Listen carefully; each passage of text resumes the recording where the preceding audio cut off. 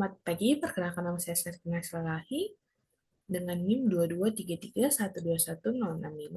Saya berasal dari G 2023, Pendidikan Bahasa Inggris. Nah, sekarang saya akan mempresentasikan bab 3 saya, PPT bab 3 saya, yang berjudul Pancasila sebagai Dasar Negara untuk melengkapi tugas akhir mata kuliah umum Pendidikan Pancasila dengan dosen pengampu Dr. N. Irfan SPD, MOF.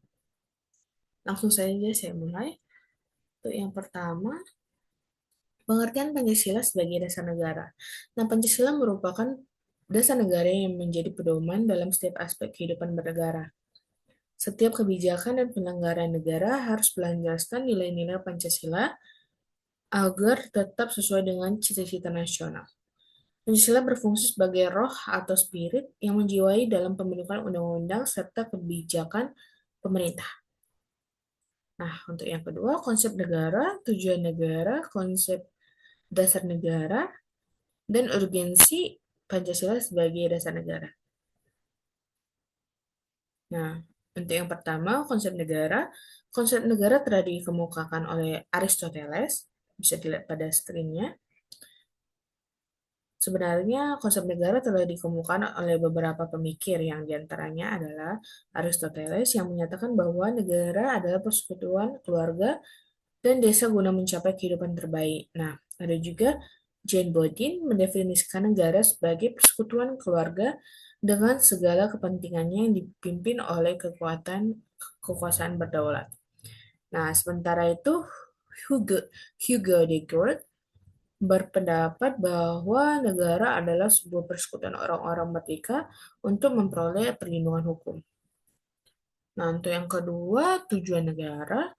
Nah, pada tujuan negara ini, negara memiliki beberapa tujuan utama, seperti menciptakan kesejahteraan dan kebahagiaan bagi masyarakatnya, juga menjamin kemerdekaan warga negara, memperkuat kekuasaan dan keagungan negara, serta menciptakan keamanan dan ketertiban.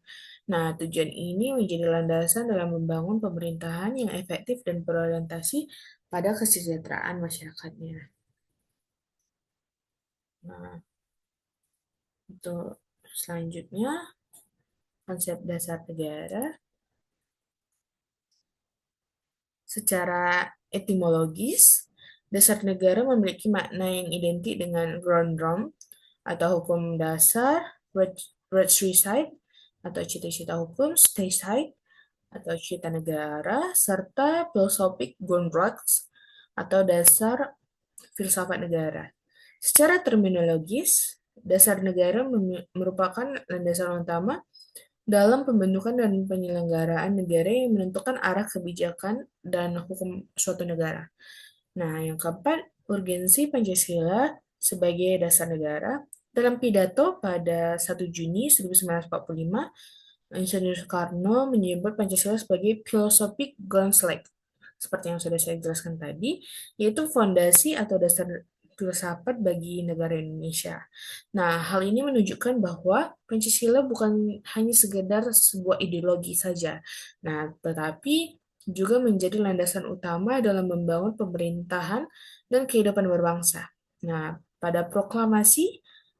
tahun eh, pada proklamasi 17 Agustus tahun 1945 juga bukan sekadar pernyataan kemerdekaan, melainkan juga merupakan langkah awal dalam mewujudkan pemerintahan yang berlandaskan Pancasila. Gitu. Nah, yang ketiga hubungan antara dengan pembukaan Undang-Undang Dasar 1945. Nah, Proklamasi Kemerdekaan Indonesia memiliki hubungan erat dengan pembukaan Undang-Undang Dasar 1945 karena dalam pembukaan Undang-Undang Dasar 1945 ini terkandung nilai-nilai yang menjadi dasar bagi berdirinya negara Indonesia. Proklamasi tidak hanya menyatakan kemerdekaan, tetapi juga mengandung kewajiban untuk segera menyusun pemerintahan yang berdasarkan Pancasila. Seperti itu. Nah, berikutnya hubungan antara Pancasila dan pembukaan Undang-Undang Dasar Negara Republik Indonesia pada tahun 1945.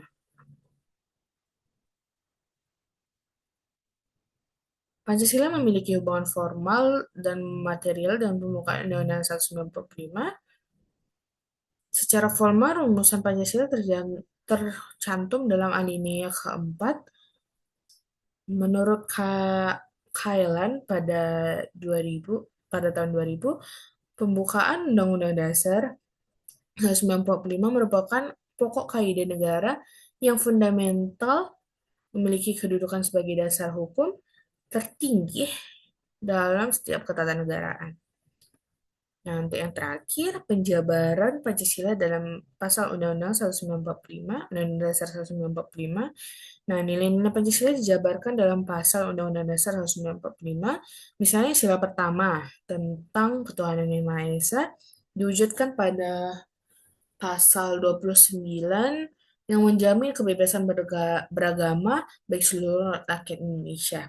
Nah, Pancasila menjadi pedoman utama dalam peraturan hukum dan kebijakan negara kita. Nah, berikut pertanyaan-pertanyaan HOTS yang bisa saya jabarkan di sini dengan optionnya juga. Ada 5.